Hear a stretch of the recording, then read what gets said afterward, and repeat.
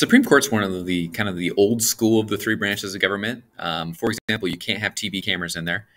So when people go in to cover the court, they can sit in the kind of the balcony or the audience section. Then they can draw pictures. There is a tape recording, but it's very kind of a cloak of secrecy around what they do. But at its most basic level, they choose to accept a handful of cases every fall. When they accept your case, then you go before the Supreme Court, the lawyers go before, and they have about 20 to 30 minutes to argue why the ruling should be either changed or affirmed.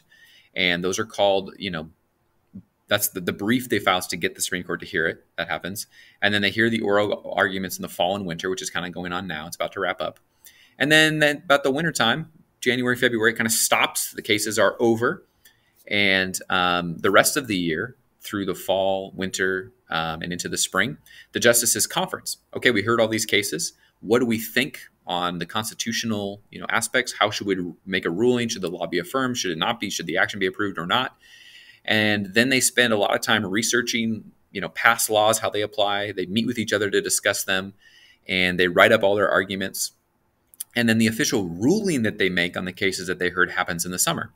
And so it's kind of this weird thing where you hear about a case in the fall, and there's a lot of speculation. Oh, I think the court will do this. The court will do this. The court will do this. But you never really know because there's a delay on what kind of decisions that they make.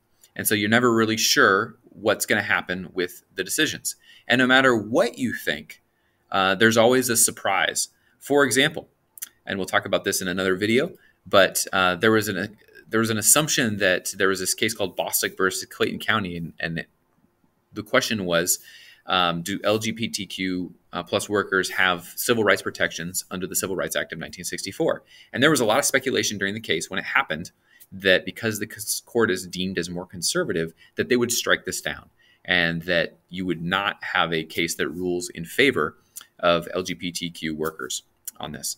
But the Supreme Court actually made the opposite decision. No, this in fact is a violation. And the person that wrote the brief, that wrote the official argument of the court of how they're interpreting this law and how it has protections for workers, is one of the most conservative members on the court. So there's a lot of speculation. The court does have a more conservative tendency right now. Once again, we'll talk about what that means in another video, but you never really know how they're going to answer these questions. And so this is a kind of a description of what the justice said in his arguments. But basically he said, if you get fired because of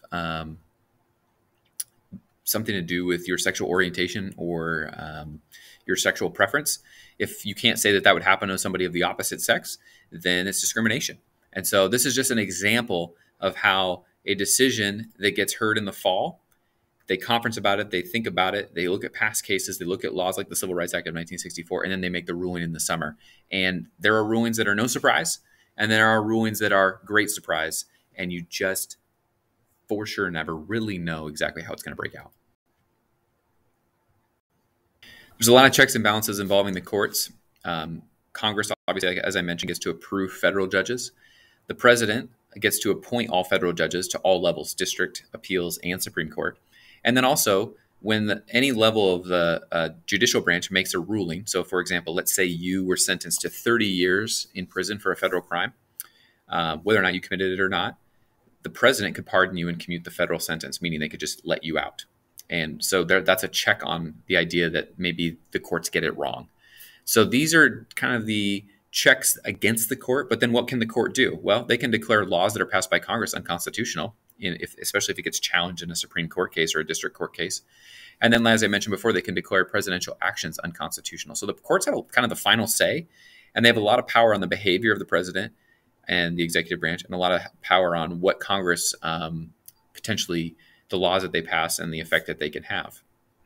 And so it's kind of a yin and yang thing, right? They kind of bounces back and forth here, but there's a lot involved with checks and balances on the court. And that's important to know as we go forward.